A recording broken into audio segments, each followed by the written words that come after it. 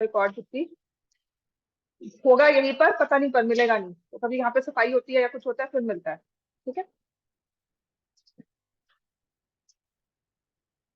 नीचे हो रहा है। So we have point P AB. It becomes -2C upon reflection in x-axis. जब भी x-axis में reflection होता है तो point अगर है XY क्या बन जाएगा? x तो सेम रहेगा, x-axis अपने को तो नहीं छेड़ेगा, दूसरे वाले के साइन को चेंज कर देगा। तो अगर ये पॉइंट -2C बना है तो क्या मैं a की वैल्यू बता सकती हूँ फॉर श्योर? a की वैल्यू फॉर कंफर्म्ड है -2। ठीक है, और P कहते हैं वो बन जाता है D5 after reflection in origin. Origin में रिफ्लेक्शन हुआ,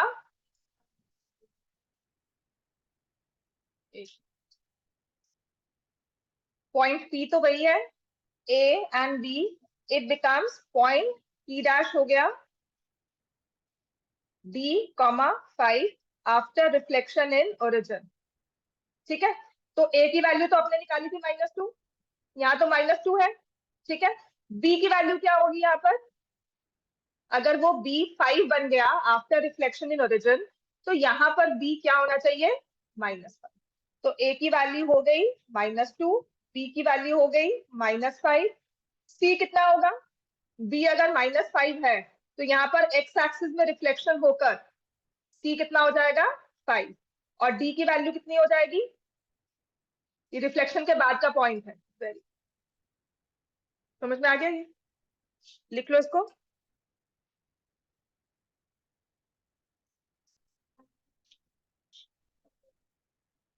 इसके बाद वही होगा, आज की क्लास में ये ओवरऑल खत्म हो जाएगा, इसमें सारे जो क्वेश्चंस करवाने वाले वो हो जाएंगे। उसके बाद आपका 2 वेरिएबल भी स्टार्ट होगा, उसको भी 2 या 3 दिन लगते हैं, ऐसी वर्कशीट है।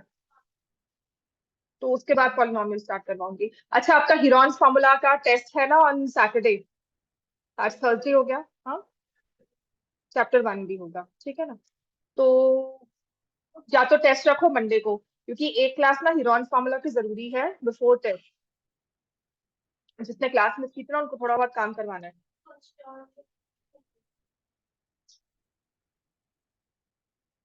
चलो, कर लिया ये क्वेश्चन, क्वेश्चन 44।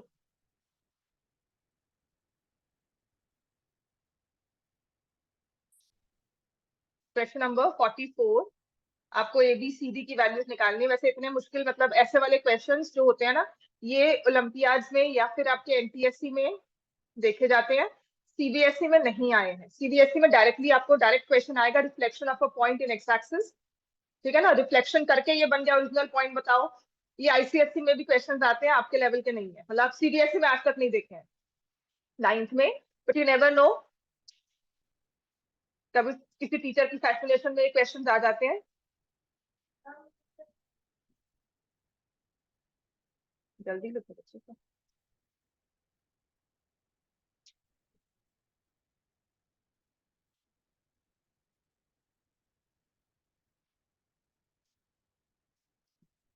और नेक्स्ट स्टार्ट कर दो 45th question, start. If coordinates of point M are -2, 9, which can also be expressed. ये कर लिया था? अच्छा, 45th कर लिया होगा मैंने तो। हाँ, ये कर लिया था, 46th रहता है। चलो,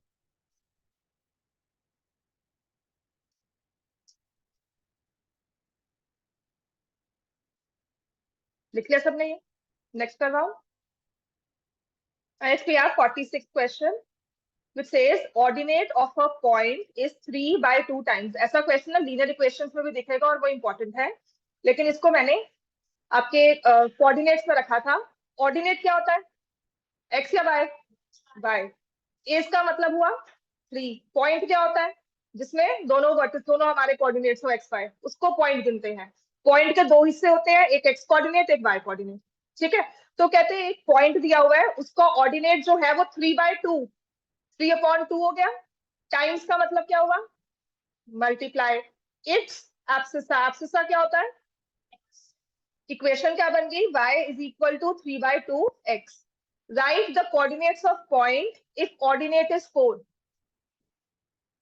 समझ में आ गया? सिर्फ क्वेश्चन है ये, इसको स्टडी करो, पढ़ो। अब आपको मैंने इक्वेशन बता दी, अब आपको बता दिया कि ऑर्डिनेट उस पॉइंट का 4 है, तो इसके हिसाब से वो पॉइंट क्या बनता है। ऑर्डिनेट मतलब एक्स या वाई, ऑर्डिनेट क्या हुआ, एक्स और Y, Y is 4।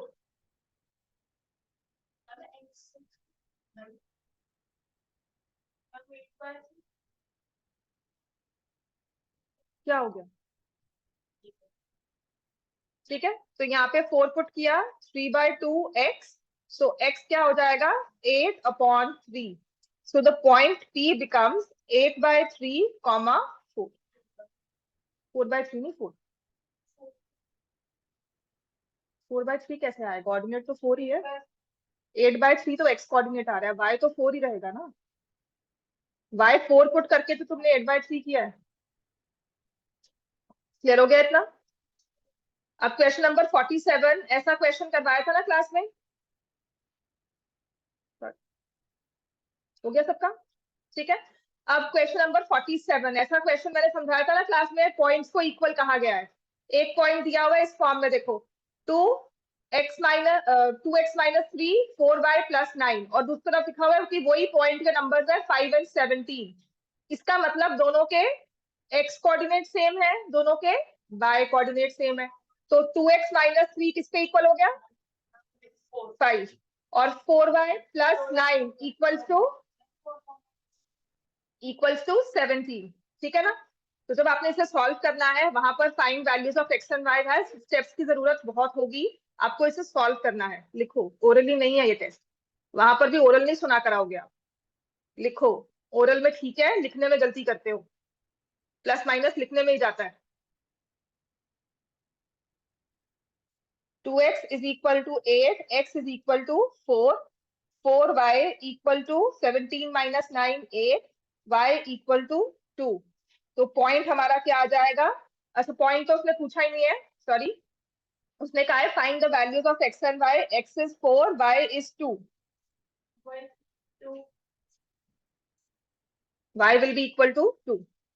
Question number 48 बहुत इंपॉर्टेंट है, कैसे 4y+9 17 का इक्वल हो गया, 17 - 9 कितना हुआ है, 8, मैंने कहा था ना लिखने में गलती करते हो, लिखने में ही गलती है, अपनी ओरल प्रैक्टिस मत करो, यहाँ पर बैठकर अपने पेन को चलाओ, साथ साथ दिमाग चलना चाहिए, ठीक है ना।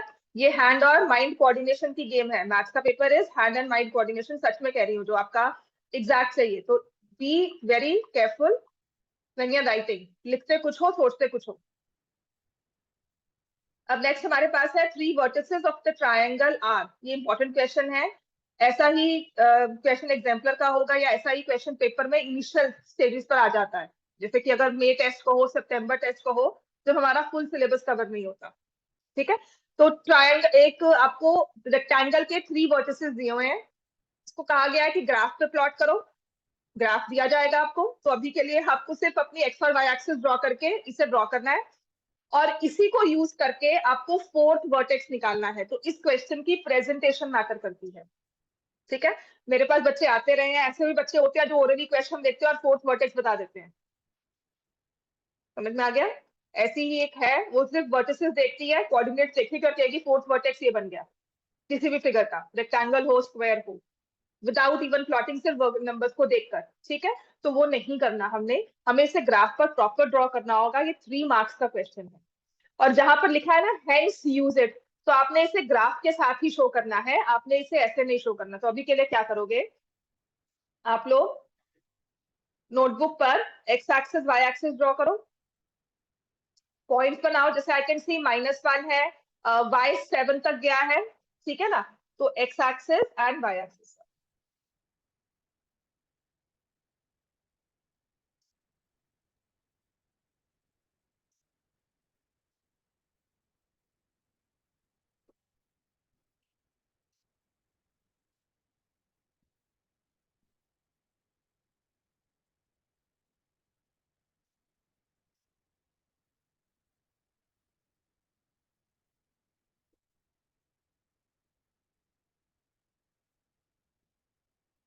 नेगेटिव साइड मुझे पता है, एक्स पर नहीं है, तो मैंने नेगेटिव को कम ले लिया।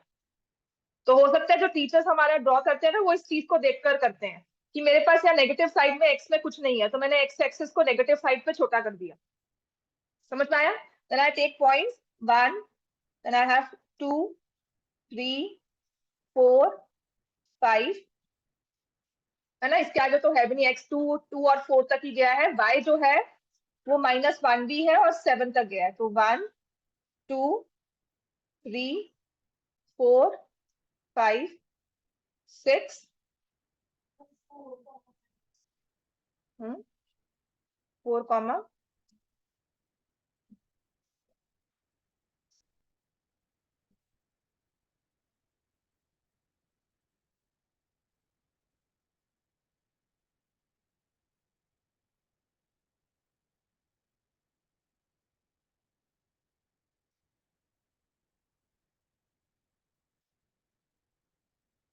तो पहला हमारा वर्टेक्स है 2, -1। 2, -1 मैंने यहाँ प्लॉट किया। This is 2, -1। इसको a नेम दिया हुआ है, यहाँ पर आप a लिखोगे। दूसरा लिखा हुआ है 2, 7, तो यहीं से 2, 7 अप्रोक्सीमेटली यहाँ पर आ गया। ठीक है, तो इसको b 2, 7 ऐसे नेम दो। फिर लिखा हुआ है यहाँ पे c लिखा होगा 4, 7, तो c इज 4, 7 यहाँ पर।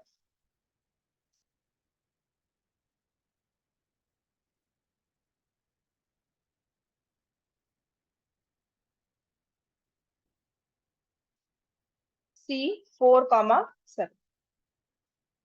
अब इन सबको ज्वाइन कर दोगे और इसी को यूज करके we need to find the fourth vertex. तो आप इसको पहले सॉलिड लाइंस के साथ ज्वाइन कर देना। तो हमारा फोर्थ वर्टेक्स कौन सा हो जाएगा? यहां से 4, x4 होगा, y क्या होगा उसका? x4, y will be, hence the fourth vertex is 4, -1. Therefore, the fourth vertex is, अब यहाँ पे a b c d लिखा हुआ ना, तो d लिखेंगे 4, -1. The fourth vertex is 4, -1.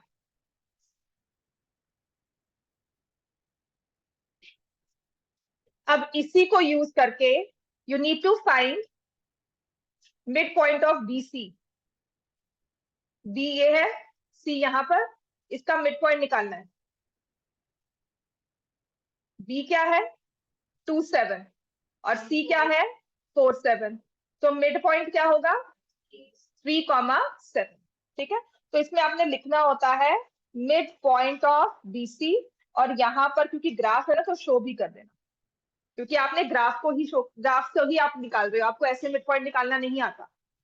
ठीक है, so mid point of BC will be, उसको एक नया पॉइंट E नाम दे दो, E 3, 7। Next it says mid point of CD।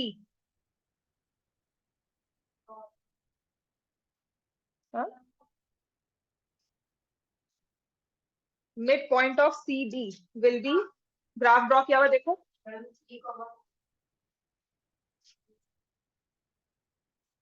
4, फिर से देखो 4,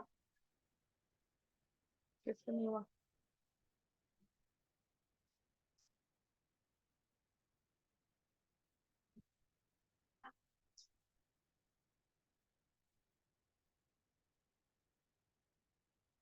ठीक है ना। अब देखो आपका जो CD की लेंथ है वो कितनी है? 8 यूनिट्स हो गया। यहाँ 7 से स्टार्ट कर रहे हो और -1 तक जाना है, टोटल 8 यूनिट्स हो गए। तो 8 का मिड पॉइंट क्या होगा? 4। तो -1 से अगर हम 4 पे जाएंगे, -1 से 4 पे जाएंगे तो क्या आएगा?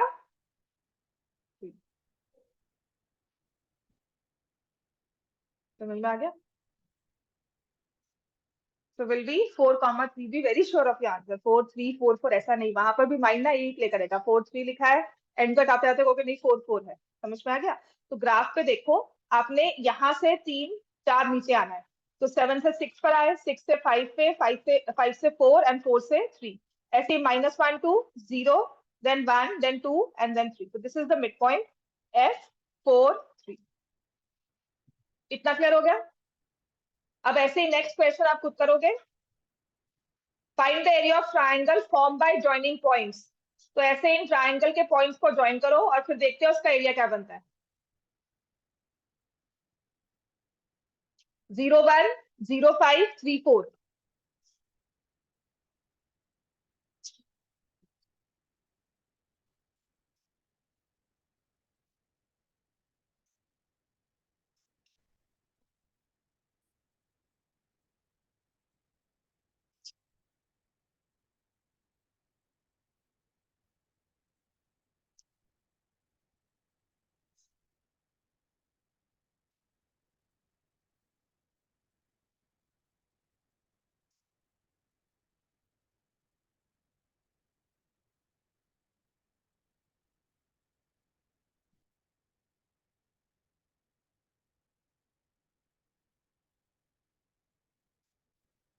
जब भी ग्राफ का क्वेश्चन आएगा प्रॉपरली आपने एक्सेस को मार्क करना और ग्राफ पे ड्रॉ करना आएगा। जैसे अगर मान लो ये 1 मार्क में आ रहा है, एमसीक्यूज में आया हुआ है, तो इसे बहुत ही फ्री हैंड ड्रॉ कर लेना। 0 1 point will be on x axis, y axis. 0 1 x axis, 0 5 x axis पे होगा, वाई एक्सिस पे होगा, वाई एक्सिस। देन 3 4।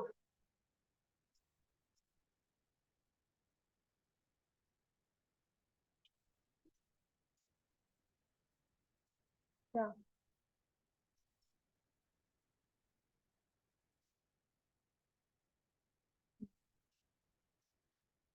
क्लियर हो गया आपको ये? तो अब इस ट्राइंगल को हम ज्वाइन कर देंगे।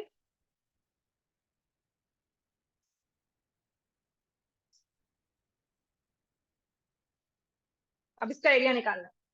तो ट्राइंगल को जब आप ड्रॉ कर रहे हो ना, तो प्लीज वर्टिसेस को ए बी सी आपने ऐसे लिख देना है। साथ में वर्टेक्स जरूर लिखने हैं, कोऑर्डिनेट जरूर लिखने हैं, उसको नाम भी दो ABCD। समझ में आ गया? पॉइंट PQR और कैपिटल में लिखते हैं पॉइंट को। आप स्मॉल ए करके नहीं लिखोगे, you can not right like this, ऐसे नहीं लिखा जाता। कैपिटल A में ही नाम लिखते हैं, तो वैसे लिखना है। अब उसने कहा है इस ट्राइंगल का एरिया निकालो। माइंडेड ये MCQ में भी आता है, तो आपने सिर्फ इसको रफली ड्रॉ कर देना है, ठीक है ना? और फिर नंबर से काम करना है। हमारे पास एरिया ऑफ ट्राइंगल का फॉर्मूला क्या होता है? सबसे कॉमन फॉर्मूला जो हम यूज करते हैं, एक्सेप्ट फ्रॉम हीरोन्स। हीरोन्स तो हमें साइड्स की लेंथ दी हो तब होता है। तो क्या होता है? Half into base into height. Can you find the base of this triangle? Y axis पर है, बिल्कुल स्ट्रेट है। कितना होगा? 4 units. And what about the height? अब इस बेस को कॉरेस्पॉन्डिंग हाइट कहते हैं ना, तो इस बेस को हमें हाइट देनी है। तो यहां से अब यहाँ पर वो काम आएगा, distance from x axis, distance from y axis. So here I am counting distance from x axis और वाई एक्सिस। इस पॉइंट का डिस्टेंस फ्रॉम वाई एक्सिस तो कितना हो जाएगा? हॉरिजॉन्टल डिस्टेंस देख रहे हैं, 3। तो this area will be equal to 6 square units. बेटा वर्टिकल लेकर आओगे ऑल्टीट्यूड कहाँ बनना चाहिए? ट्राइंगल के अंदर या किसी बाहर, ऐसे कहीं भी लेके जा सकते हो। आपको कॉरेस्पॉन्डिंग हाइट चाहिए ना। तो अगर हमने बेस ये लिया है, बेस क्यों लिया है? बेस तो आप ये भी ले सकते हो। यहां से can I find that altitude? उसकी लेंथ में नहीं निकाल सकती, मुझे वो फॉर्मूला निकाल सकते हैं, लेकिन अभी मेरे पास वो फॉर्मूलाज नहीं है। ठीक है, तो हम क्या करते हैं, जो सबसे कन्वीनियंट और इजी वे है आपको सिर्फ एक ग्राफ को रीड करने का। तो आपने कहा बेस ले लो AB को, और C से ऑल्टीट्यूड देखो, जो मैं बिल्कुल एग्जैक्टली बता सकती हूँ कि अगर मैं स्ट्रेट परपेंडिकुलर यहाँ से चलती हूँ तो एग्जैक्टली 3 यूनिट्स के बाद I will reach y axis, that particular base. समझ में आ गया? तो यह इस पॉइंट C का डिस्टेंस फ्रॉम यहाँ पर वाई एक्सिस इज 3 यूनिट्स, जो कि बन गया इस ट्राइंगल का परपेंडिकुलर। क्लियर हो गया? क्वेश्चन नंबर 50 करो। डन। इसको इरेज कर दो सारे इनको। Question number 50 says mirror image of point P5 2 in x axis। इसकी x axis में मिरर इमेजेस पॉइंट Q के कोऑर्डिनेट्स क्या होंगे? 5, -2, क्योंकि x चेंज नहीं करेगा, y चेंज कर जाएगा। एंड इमेज ऑफ Q जो आपने बनाया था वो है 5 -2। इसको हमने किया है y एक्सिस पर। वाई एक्सिस पर रिफ्लेक्ट किया तो क्या चेंज करेगा, -5, और y क्या रहेगा, -2। ठीक है, देन कोऑर्डिनेट्स ऑफ आर। आपने पहले रिफ्लेक्ट किया q पर और फिर q सॉरी एक्स एक्सिस पर, उसके बाद उसको y एक्सिस पर रिफ्लेक्ट किया, फाइनल हमारे पास आंसर आ गया -5 -2, so the point finally becomes -5 -2। अब अगर मुझे बताओ कि एक पॉइंट P52 था, दो बार रिफ्लेक्शन होने के बाद -5 -2 बन गया, तो क्या इन दोनों के लिए कोई डायरेक्ट ट्रांसफॉर्मेशन है? समझ में आ गया? ठीक है ना? So if I right A one direct transformation जो पॉइंट P को पॉइंट R पे लेकर आएगी सिर्फ वन स्टेप में, तो हम उसको कहां पर ट्रांसफॉर्म करेंगे या कहां पर इमेज रखेंगे? मिरर कहां पे प्लेस होगा? ओरिजिन पर। डबल रिफ्लेक्शन मतलब ओरिजिन से सिर्फ एक बार रिफ्लेक्शन। वही सेम इफेक्ट हम ओरिजिन पे रिफ्लेक्ट करके भी कर सकते हैं। क्लियर हो गया इतना सबको? Next page. ये सब अब आ जाओ, ये क्वेश्चन पेपर में आते हैं when it says name the figure form by joining points. और ये क्वेश्चन नंबर 52 तो ना एज इट इज पेपर में आया हुआ है। क्वेश्चन 53, इसके बाद ना सारे बस पेपर्स के क्वेश्चन हैं जो कहीं ना कहीं बुक्स में दिए होंगे या आपके टेस्ट पेपर्स में वो जो 3-4 साल में आए होंगे। ठीक है, तो last name the figure form by joining points -2 0 0 1 2 0 0 -1। चलो फटाफट से इसको ड्रॉ करो। और कभी कभी क्या होता है, जैसे ये नेम द फिगर कहा गया है, ये 1 मार्क में भी आ सकता है, this could be in 3 marks. 3 marks में आएगा तो ग्राफ के साथ आएगा। ग्राफ में मार्क्स नीटनेस के मिलते हैं, ये ग्राफ बनाना मुश्किल नहीं है, इसमें नीटनेस के मार्क्स है। लाइंस ओवरलैप नहीं करनी चाहिए। ठीक है, लाइंस को ओवरलैप नहीं करना है, प्रॉपरली मार्किंग करनी है एक्स एंड वाई एक्सिस की।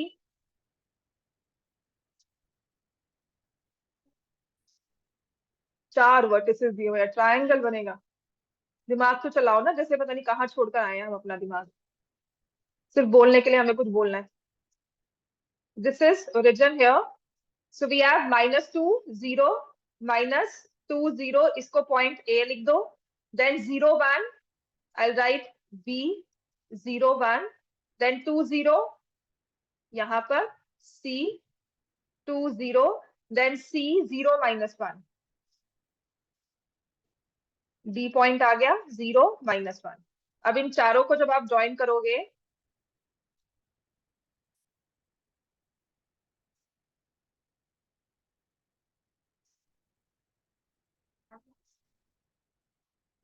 एट्थ में पढ़ा हुआ है रोम्बस, लगता है रोम्बस में क्या प्रॉपर्टी होती है?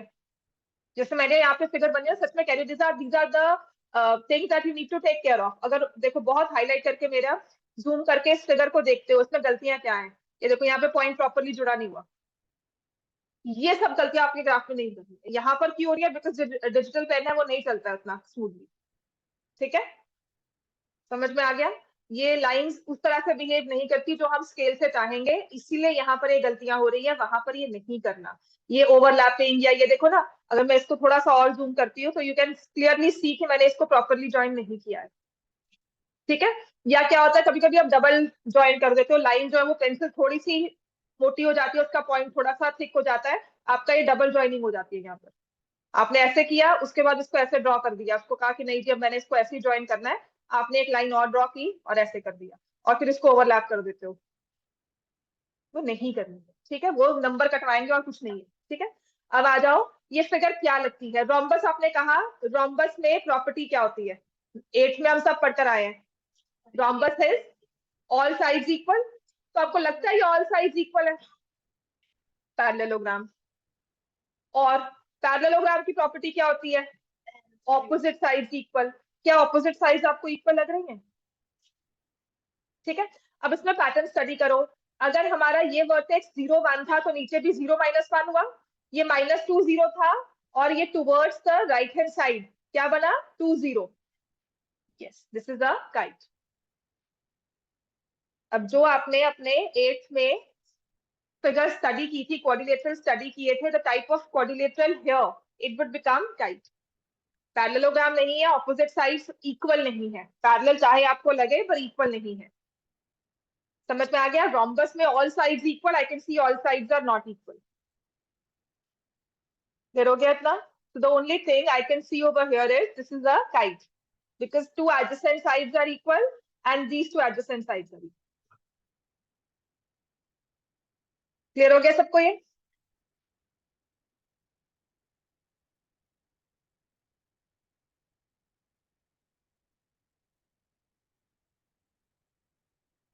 अब नेक्स्ट इसके बाद दिया हुआ है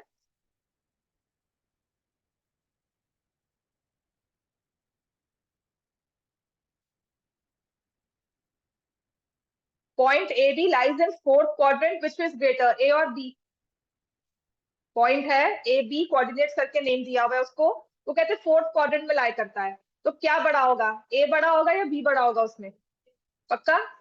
फोर्थ क्वाड्रेंट में ए इज प्लस साइन, बी के पास क्या होता है, माइनस साइन, तो ऑब्वियसली ए इज बिगर। ये एमसीक्यूज में क्वेश्चन आते हैं, इसे ध्यान रखना, ठीक है। अब आते हैं क्वेश्चन नंबर 53 पर, which says a policeman and thief are equidistant from a jewel box. Taking jewel box as origin, the position of the policeman is 0, 5. ठीक है, ड्रॉ करो इसको पहले। एक सिचुएशन दी हुई है, ये केस स्टडी भी बनकर आ सकता है इन केस किसी को दिख जाए, ये बहुत पुराना क्वेश्चन है, अभी तक तो नहीं बनकर है। तो एक सिचुएशन दी हुई है कि एक ज्वेलरी बॉक्स है, उसको आपने एज ओरिजिन मान लिया, तो पुलिसमैन की पोजीशन दी हुई है उस ज्वेलरी बॉक्स के रिलेशन में, तो मैंने पहले उसको ड्रॉ किया, एक्स और वाई एक्सिस, ठीक है। So taking jewellery box as origin, ये ओरिजिन है, उसके बाद पुलिसमैन की पोजीशन इज 0, 5, तो मैंने पुलिसमैन की पोजीशन ले ली 0, 5। Next it says if the ordinate of the position of thief is 0। अब थीफ की पोजीशन दी हुई है, उसका ऑर्डिनेट 0 है, किसी भी पॉइंट का ऑर्डिनेट 0 कब होता है, कहां पर होगा वो, एक्स एक्सिस पर होगा, ठीक है ना। तो पोजीशन पता लगी ना थीफ की। और पहली लाइन हमें क्या मेंशन की हुई थी, thief and policeman are equidistant from the jewellery box, ठीक है ना। तो इसकी बेसिस पर, और ऑर्डिनेट 0 है, इसकी बेसिस पर बताओ what could be the coordinates of position of thief, बस। और इक्विडिस्टेंट कहा हुआ है, कौन सी साइड पर है ये बताया,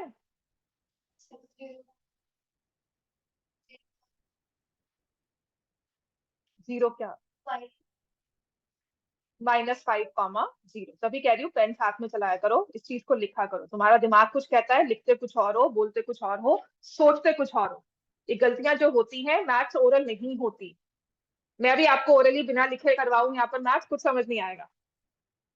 वही आपका ब्रेन भी है, आप समझते हो, सोचते हो कि लिखा हमें समझ में आ गया, पर लिखने में ही दिमाग चलता है, ठीक है। क्लियर हो गया ये?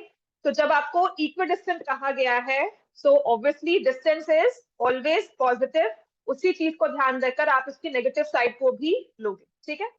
नेक्स्ट, ये वाला पॉइंट भी जो है ना, ये वाला क्वेश्चन भी ये पेपर में आया हुआ है, find the quadrants in which the following points lie. Ordinate है 2, एब्सिसा है -3, ordinate is 2, abscissa is -3, point क्या हो गया, -3, 2, and it will lie in the second quadrant. Abscissa -4, ordinate -2, third quadrant, -3, abscissa 4, fourth quadrant. Then ordinate is 3, abscissa is -2, second. समझ में आ गया ना? ये पेपर में आया हुआ क्वेश्चन है, ठीक है। कुछ नहीं होगा वहां पर, ऐसा ही क्वेश्चन होगा, पेपर के स्ट्रेस की वजह से गलती कर आओगे। अब आपको ये फिगर दी हुई है 55th क्वेश्चन में, कहा गया PQRS एक स्क्वायर है, ठीक है। Find the side of the square and coordinates of point P, Q, P and R। P and R दो कोऑर्डिनेट्स है जो हमें मेंशन नहीं किए हुए, कौन से हैं, ठीक है ना, इसके कोऑर्डिनेट्स नहीं मेंशन किए हुए। Q हमें पता है और ये S हमें पता है। Figure is not drawn as per scale, मैंने स्केल लेकर मेजरमेंट करके फिगर नहीं ड्रॉ की, एक रफ स्केच आपको दे दिया, तो it might look like a rectangle, पर क्योंकि क्वेश्चन में लिखा हुआ है PQRS इज अ स्क्वायर, तो मैं उसको स्क्वायर मानकर ही सॉल्व करूंगी। तो मुझे पता है स्क्वायर क्या होता है। आई नो स्क्वायर की सबसे पहली property, all sides are equal and all angles are equal. क्या मेजर होता है एंगल्स का? 90 डिग्री। तो वो कहता है कि पी क्यू आर एस एक स्क्वायर है, इस स्क्वायर के कोऑर्डिनेट्स बतानी है और इसकी साइड बतानी है कितनी होगी।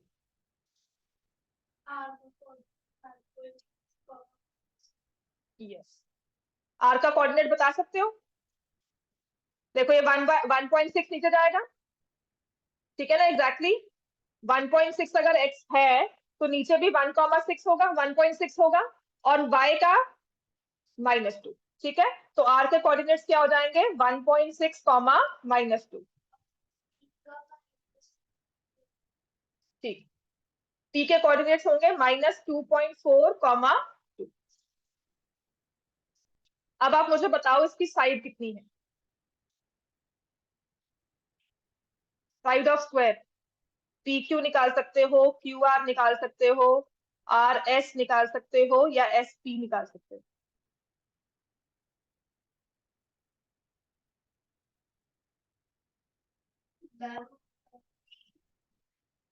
और क्यू आर, वो भी तो 4 होगा, स्क्वायर है, ऑल साइड्स आर इक्वल, तो 4 यूनिट ही तो है, ठीक तो है। ये -2.4 है ना, उससे तुमने 1.6 पे पहुंचना है, या फिर यहाँ पर 2 पे खड़े हो, वाई एक्सिस देखो, वाई पे मूवमेंट हो रही है ना, वर्टिकल मूवमेंट मतलब वाई देख रहे हो, हॉरिजॉन्टल मूवमेंट मतलब एक्स देख रहे हो। तो एक्स यहाँ पर -2.4 पे खड़े हो, आपको 1.6 पे पहुंचना है, ठीक है। तो 4 स्टेप्स, यस, ऑब्वियसली स्क्वायर ही है ना। तो यहाँ पर आपका, मैंने इसलिए पूछा आपको, इसलिए कहा जस्ट एज इट तुमने मुझे कहा पी क्यू 4 है ना, आपने कहा था side of the square is 4, right. So the side, में इसलिए कह रही थी कि नंबर आप किसी के साथ भी निकाल सकते हो, बट उसने साइड ऑफ द स्क्वायर कही है, तो आप लिखोगे साइड ऑफ स्क्वायर। 4 नहीं लिखना, 4 यूनिट्स, ये यूनिट्स आधा नंबर है। देखना -2.4 पे खड़ा था। अब जब बस यहाँ पर अगर मान लो पी पर तुम खड़े हो, तुम्हें तुम्हारे पास मेजरिंग टेप है, उसे लेकर तुझे क्यू पे पहुंचना है, या फिर तुम्हें एस पे पहुंचना है। अपनी पहले तो लोकेशन डिसाइड कर लो कहाँ पहुंच रहे हो। मान लो तुम एस पे जा रहे हो, तुम वर्टिकली मूव कर रहे हो, है ना, स्टैंडिंग पोजिशन में। अब तुम 2 पर खड़े हो and you have to move to -2। कितने यूनिट्स गए? 2 से पहले तुम 1 पे गए, फिर उसके बाद 0 पे गए, फिर -1 पे गए, फिर -2 पे। कितने स्टेप्स हो गए? 4 स्टेप्स, ठीक है ना। ये आपको लीनियर इक्वेशंस में आपकी लाइंस का डिस्टेंस या दो परपेंडिकुलर्स का ऐसे लाइंस का डिस्टेंस करना वहां पर आ जाएगा। बट ये थोड़ा सा हमारा लॉजिकल है, जैसे -2.4 पे खड़े हो तो -1.4 पे आ जाओगे, ठीक है ना। आपने क्या किया है, इन दोनों का सम किया है विदाउट कंसिडरिंग साइन। पहले यहां से 2.4 कवर किया, 0 तक पहुंचे, फिर उसके बाद 1.6 कवर किया, और इस पॉइंट तक पहुंच गए। तो 2.4 प्लस 1.6 इज 4.6। समझ में आ गई बात? ये जैसे मर्जी कहो, अगर ये क्वेश्चन बिल्कुल सही बना हुआ है, सही इन द सेंस मैंने कोऑर्डिनेट्स ऐसे नहीं कुछ भी लिख दिया और कह दिया स्क्वायर है, अगर हमने प्रॉपरली इसे ड्रॉ करके और प्रॉपरली इसकी मेजरमेंट्स लेकर इसे ड्रॉ किया हुआ है और फिर इसे एक कोऑर्डिनेट कार्टेशियन प्लेन पे प्लॉट किया है, तो आपकी पी क्यू साइड और क्यू आर साइड बिल्कुल सेम आएगी। नहीं आएगी तो हमारा क्वेश्चन गलत नहीं है, हमारा क्वेश्चन इनकंसिस्टेंट है, ठीक है। डेटा इनकंसिस्टेंट है कि कह कुछ रहे हैं लेकिन फिगर वो शो नहीं कर रही। इतना क्लियर हो गया हमें? चलो अब नेक्स्ट आते हैं।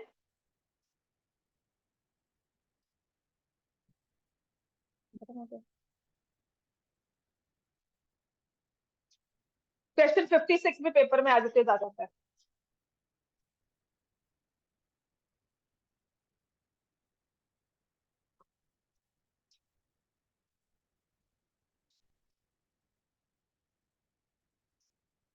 कोऑर्डिनेट्स ऑफ पॉइंट ए, ये एज इट इज पेपर का ही क्वेश्चन है, किसी एक स्कूल के पेपर में आया हुआ है। कोऑर्डिनेट्स ऑफ पॉइंट ए कितना है? ये पॉइंट ए है, लिखा भी हुआ है 0,5। टाइप ऑफ ट्रायंगल एबीसी, ये ए, यहाँ पर बी, और सी पॉइंट कहाँ पर है? ये रहा, हाँ।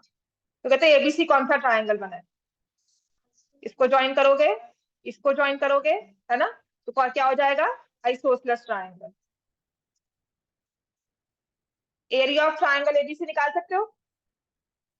फॉर्मूला क्या लगाओगे यहाँ पर? Half into base into altitude, है ना? तो बेस क्या है? बी है -4 पर। I will move horizontally and reach point C. तो कितना हो जाएगा अब ये बेस? हाफ इंटू कितना होगा? लिखो साथ साथ, हाफ इंटू 8। हाँ जी, करेंगे ही, रीजन तो बीच में ही आया है। 1 2 3 4, 1 2 3 4। समझ में आ गया? ऑल्टीट्यूड कितना है? Vertical distance 5। ठीक है, तो यहाँ पे एरिया कितना आ जाएगा, क्या लिखोगे?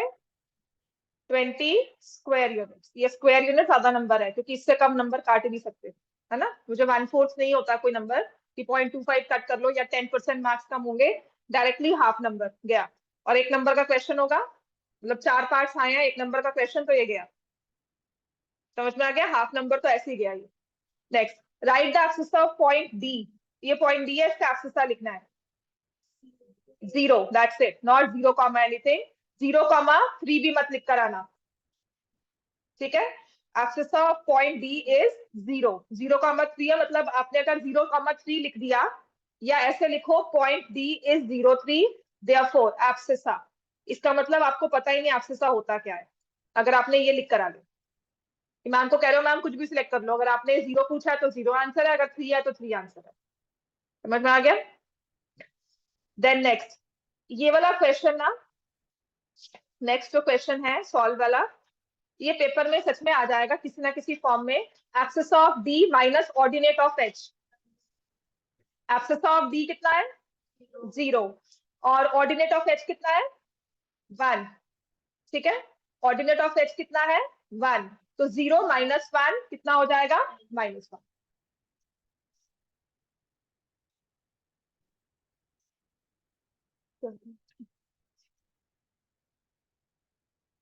अच्छा, ये कहते यहाँ पर ना जितने भी पॉइंट्स गिवन है उसमें सेम ऑर्डिनेट और एब्सिसा चाहिए।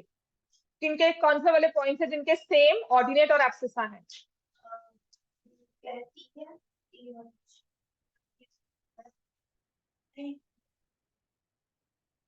सिर्फ एक पॉइंट होगा जिसका ऑर्डिनेट और एब्सिसा सेम है।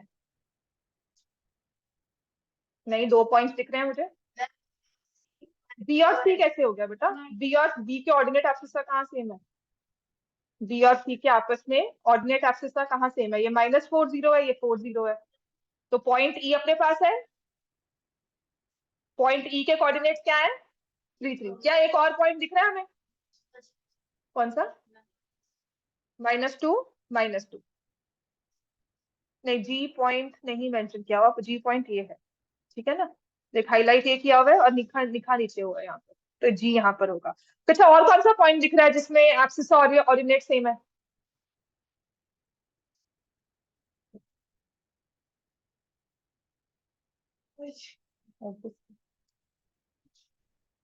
मैं कह तो रही हूँ क्वेश्चंस नहीं मुश्किल होते, वो वहां पे दिमाग नहीं चलाते। एब्सिस ऑर्डिनेट सेम नहीं है? 0 0 3 3। हाँ, origin is 1 point, you overlook very easily, नहीं सोचोगे उसको। क्लियर हो गया इतना? Right the coordinates of point F and point G. ये पॉइंट एफ के कोऑर्डिनेट्स हमें क्या लग रहे हैं?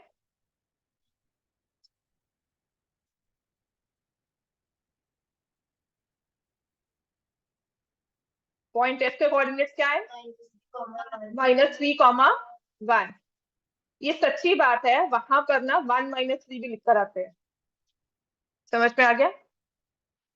अभी क्लियर? इसकी प्रैक्टिस कर लो, इसे लिख लो, और वहां पर कैजुअली मत लेना, थोड़ा ध्यान से इसको पढ़ना। X is -3, y is 1। और व्हाट अबाउट पॉइंट जी? ये रहा, -2,0। ठीक है।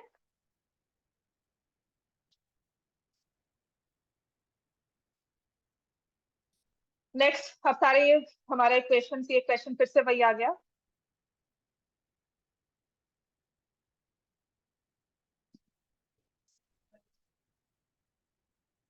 सॉल्व कर देता है इसको प्लीज, बहुत जरूरी है ना?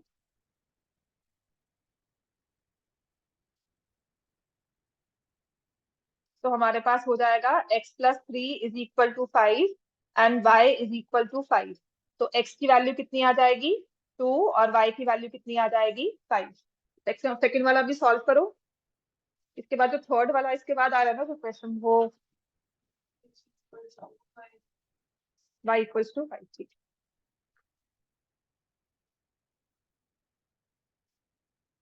लीनियर इक्वेशंस में ना पेंसिल स्केल लेकर आना और एक ग्राफ पेपर अपने पास रखना ही है।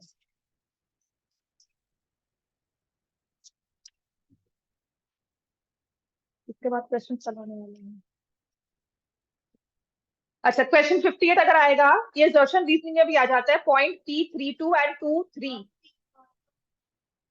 हाँ बाय बताओ कितना होगा, कितना आंसर आया आपका।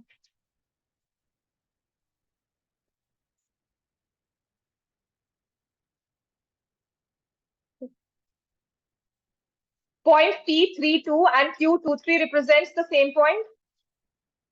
True or false? जस्टिफाई कैसे करेंगे। ग्राफ बना देना, तो सबसे अच्छा है ग्राफ बना देना कि एक पॉइंट पी यहाँ लाई करता है वो वहां पे लाई करता है, दोनों सेम नहीं है। सबसे अच्छा जस्टिफिकेशन उसका यही है। अब स्केल लेना रफली, या अगर आप पेन से भी इसको ड्रॉ कर रहे हो make sure your lines are straight. ये उड़ती हुई ऐसे लाइंस ना हो या ऐसे ऐसे वाली लाइंस ना हो, जिगजैग लाइंस में ड्रॉ करो। आपकी फिगर ऐसा कोई नहीं होता, कोई ऐसा रूल नहीं है मुझे जो सिखाया गया था कि फिगर्स को आपको पेंसिल से ड्रॉ करना है। If your figures are neat enough you can draw with the pen. जिसकी ड्राइंग अच्छी होती है और लाइन स्ट्रेट होती है, ट्राइंगल जैसे मैं भी ड्रॉ करती हूँ देखो ये स्लैंट आता है ना, कर्व आ रहा है, ऐसा नहीं आना चाहिए। समझ में आ गया। अगर आपकी लाइंस बिल्कुल स्ट्रेट ड्रॉ होती है तो आप उसको with pen rough with a pen और उसको फ्री हैंड ड्रॉ कर सकते हो। तो पॉइंट पी को आप यहाँ शो करोगे कि ये 3 और 2 यहाँ पर आ गया, P3 2 और 2 3, तो ये 2 और 3 कुछ यहाँ पर हो जाएगा। ठीक है, hence the 2 points are different, best justification है। अब आ जाओ नेक्स्ट क्वेश्चन 59 एग्जाम्पलर का क्वेश्चन है, इंपॉर्टेंट है, मार्क कर लो इसको। ठीक है, होता क्या है कि 3-4 साल से अगर नहीं पेपर में आ रहा तो हो सकता है टीचर्स इस बार डिफिकल्टी लेवल बढ़ाने के लिए ये क्वेश्चन पेपर में डाल दें। करो पॉइंट, प्लॉट करो इसको। Plot the point -6 2 and from it draw Pn and Pm as perpendiculars. Pm and Pn as perpendiculars to x-axis, y-axis respectively. Write the coordinates of point M and N. Solve करोगे question बिल्कुल भी मुश्किल नहीं लगेगा।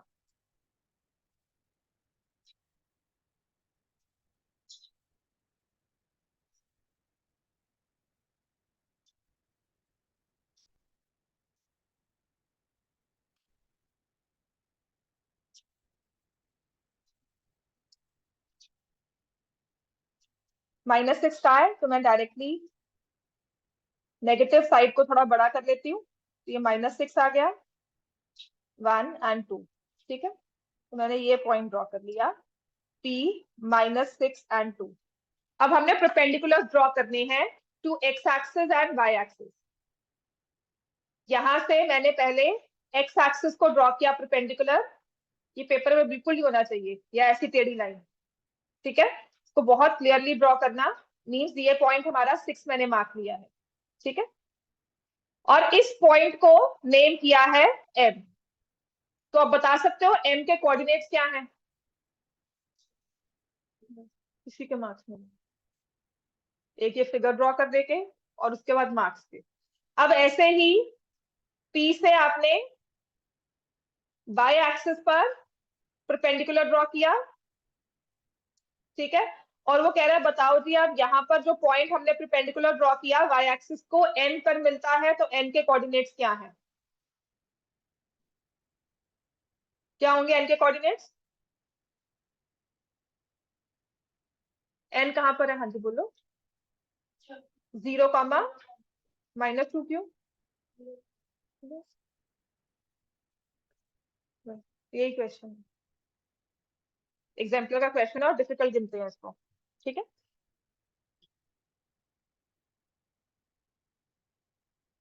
Next question हो गया ये। इसके बाद है नेक्स्ट हमारा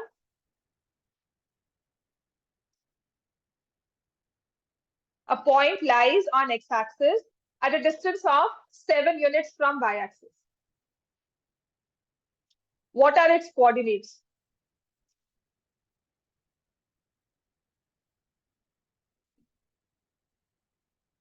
फिर से वही गलती कर एक्स एक्सिस पे लाई करता तो 0.7 कैसे होगा?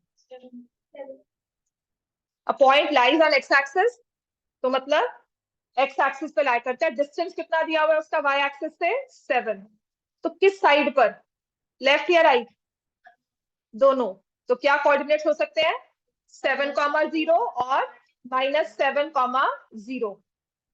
द कोऑर्डिनेट्स कुड बी, लिखो, द कोऑर्डिनेट्स कुड बी 7,0 और -7,0। और कहते हैं यही पॉइंट अगर वाई एक्सिस पे लाई करता है, वाई एक्सिस पे लाई किया, लेकिन डिस्टेंस ना उसने -7 दे दिया। अब यहाँ पे क्वेश्चन नहीं करना है कि -7 डिस्टेंस कैसे हो गया, उसने सिर्फ बताने के लिए आपको कहा है कि distance is -7 from x axis. तो पॉइंट के कोऑर्डिनेट्स क्या हुए? 0,-7, क्योंकि अब वो वाई एक्सिस पे लाई करता है और हमें सिर्फ इतना बताया गया है कि वो नेगेटिव साइड पे लाई करता है। ठीक है, it lies on the negative side of y axis. ये हो सकता है क्लास आपको बोरिंग लगे या बहुत रेपिटेटिव लगे, पर ये क्वेश्चंस बहुत इंपॉर्टेंट हैं, तो प्लीज ध्यान से करना। और पेपर में इन्हीं में गलती है, ये एक बार मैं करवाऊंगी, उसके बाद आपको इसकी वर्कशीट की रिवीजन ही करनी है बार बार। इसके जो आगे के क्वेश्चंस आएंगे ना, वो थोड़े से मुश्किल हो सकते हैं। ठीक है, चलो नेक्स्ट हमारे पास है, चलो ड्रॉ करो इसको फिर से। अब यही सब पॉइंट्स है, स्क्वायर ड्रॉ किया। सहज पेपर है ना, टेस्ट है ना? Yes ma'am. हाँ चलो, तुम्हें मैं फॉरवर्ड कर रही हूँ, तुम स्टार्ट कर सकती हो।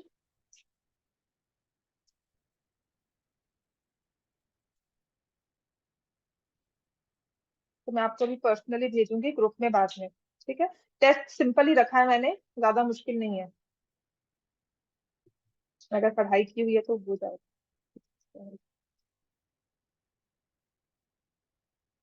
ठीक है,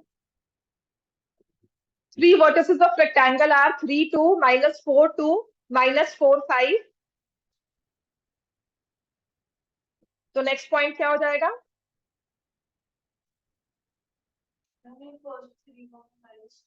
हाँ नहीं नहीं, 2 है बच्चे, ये पिछली वाली इंक आई हुई है, मैं देखूँ तो। हाँ पीछे से, ठीक है, 3,2 है।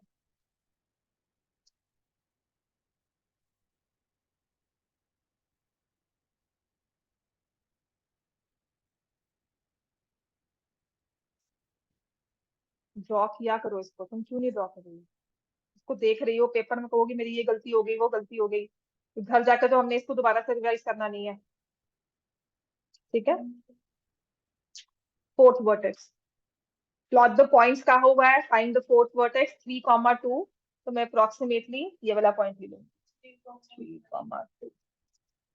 3,2 मैंने ये पॉइंट ले लिया, -4,2 ये वाला पॉइंट ले लिया, -4,5।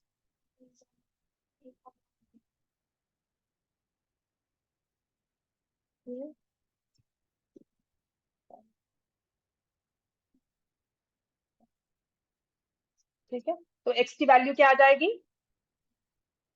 3,5।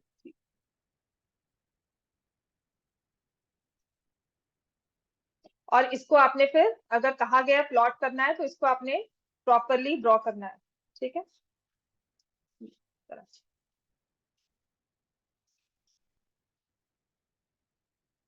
Right the vertices also. ये a -3 ये दिया हुआ है, यहाँ से स्टार्ट करेंगे, -4, 2 ये b, और ये c, hence the fourth vertex d is 3,5। इसका एरिया भी निकालने को कह सकते हैं, तो एरिया निकाल सकते हो आप, बताओ लेंथ क्या होगी? अब हॉरिजॉन्टल मूव कर रहे हो लेंथ के लिए 7, समझ में आ गया? -4 से 3 पे जाना है, 7 यूनिट्स हो गया है ना? और ब्रेड कितनी हो जाएगी? 2 से 5 पे जा रहे हो, 3। तो एरिया कितना हो गया? 21 स्क्वायर यूनिट्स।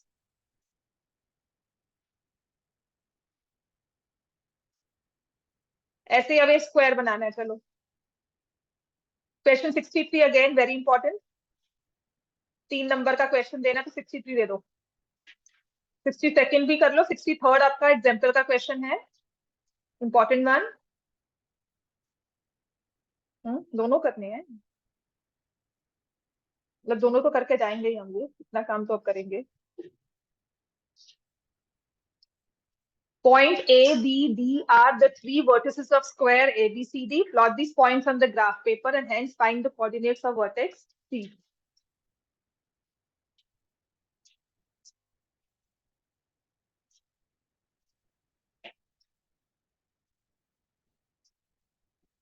इसके बाद वाले जो क्वेश्चंस है ना वो इंपॉर्टेंट है, केस स्टडी के सारे हैं वो, ठीक है। एक दो क्वेश्चंस तो बहुत ही ज्यादा मतलब पेपर में ही आए, कल आधी क्लास में ये हो जाए। टेस्ट मंडे को रखें, ठीक है। सैटरडे को ये, और सैटरडे को कोशिश करूंगी संडे को भी क्लास होगी आपकी, सिलेबस पूरा करना है, ठीक है। संडे को क्लास लेनी पड़ेगी। कब है पेपर? बेटा तुम्हारा पॉलिनोमियल्स करवाना है ना? नहीं आना? बाकी को किस किस को आना पॉलिनोमियल्स? तुम दोनों को करवाऊंगी तो सबको ही करवाऊंगी। लीनियर इक्वेशंस आज क्या है? सेकंड है, तो इट विल बी डे कौन सा होगा? देख एक दिन जिस दिन रिजल्ट आएगा उस दिन तो पक्का है, ठीक है ना। वो तो अभी take it as a ritual only, हमारा वो ट्रेडिशन होता है कि जिस दिन रिजल्ट आता है उस दिन छुट्टी होती है। स्कूल में होती है? नहीं होती? स्कूल में भी होती है शायद, आपके स्कूल नहीं, जिस दिन बोर्ड का रिजल्ट आता है क्लास 10th और क्लास 12th का। क्या क्या तो रहे फर्स्ट वीक ऑफ मे, पर डेट डिसाइड नहीं किया है। 12th को लास्ट ईयर था, 12th को लास्ट ईयर था, इस बार कोई फर्स्ट वीक ऑफ मे कह रहा है। वो तो सुन रहे थे, पर स्कूल अगले दिन ऑफ कर देते हैं ना, नहीं करते? हमारे नहीं करते थे, मतलब हमारे टाइम नहीं करते थे ऑफकोर्स, मुझे नहीं पता कि हम लोग तो चले ही गए थे ना, तो hardly matter that time. But हाँ एज अ, तो मैं उस दिन एक ऑफ देती हूँ, तो उसके लिए संडे लेना मुझे भी बहुत मुश्किल लगता है अभी फिलहाल तो। चलो लेट्स सी, अभी आ जाओ। क्वेश्चन नंबर 62 का आंसर हो गया। प्लॉट करो पॉइंट्स 5 3 -2 3 5।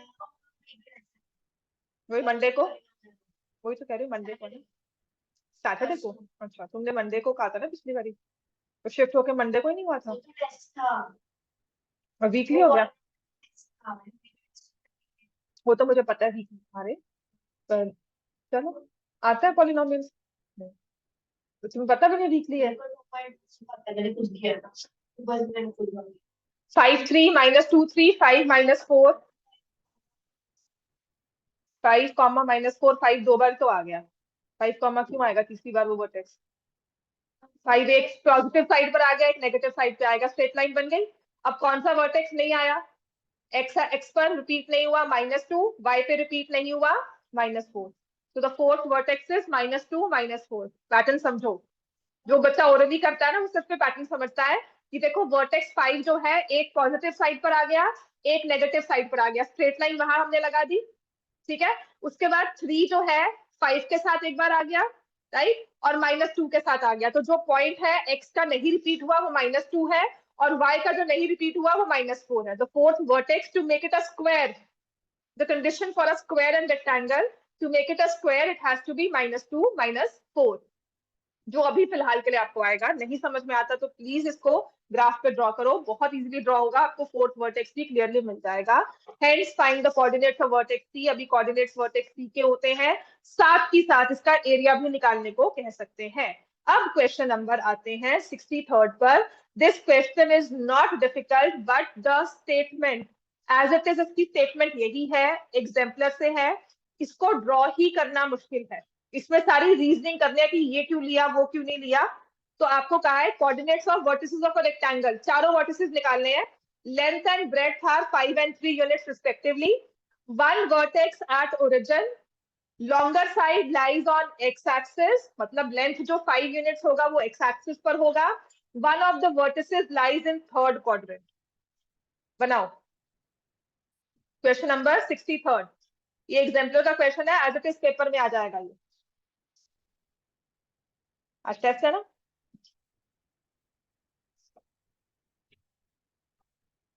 यहाँ से शीट देने बेटा, वहां बैठो।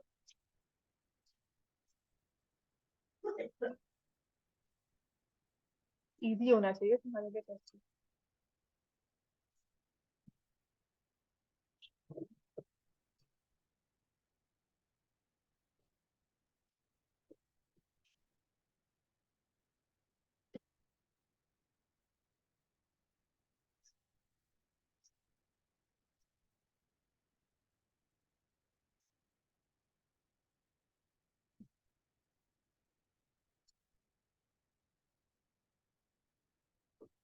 इसमें क्या है, वर्टिसेस ऑफ रेक्टेंगल, ठीक है।